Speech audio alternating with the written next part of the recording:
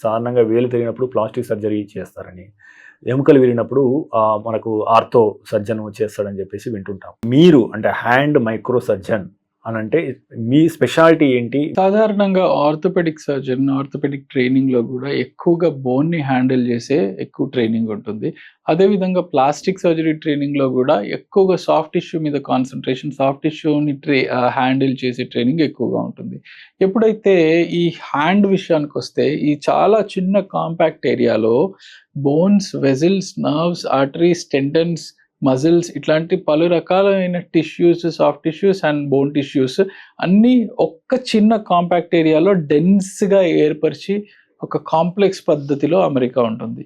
ఆ చిన్న కట్ కూడా నర్వ్స్‌ని, ఆర్టరీస్‌ని, లిగమెంట్స్‌ని, టెండన్స్‌ని అన్నిటిని కట్ చేసే అవకాశం ఉంటుంది. So, the complexity increases when it is coming to the hand. So, దీనికంటూ ఒక సెపరేట్ ట్రైనింగ్ కావాల్సిన అవసరం ఉంది. Where you can handle both ఈ finest structures plus bone, and again at the same time we want the patient to get back to better function. Maximum ఈ కాలంలో ఒక గాయానికి ఆ పేషెంట్‌కి ఎంత ఫంక్షన్ ఇవ్వగలుగుతామో అంత ఫంక్షన్ ఇవ్వగలిగేలాగా మనం చేయగలగాలి. So that is the necessity అన్నమాట ఇక్కడ. 62 లక్షల మంది ప్రజల్లో మెడ్ ప్లస్ బ్రాండ్ మెడిసిన్స్ కి మారడం వలన 915 కోట్ల రూపాయలు సేవ్ చేసుకున్నారు. అదే మెడిసిన్స్ అదే క్వాలిటీతో 50 to 80% డిస్కౌంట్లు.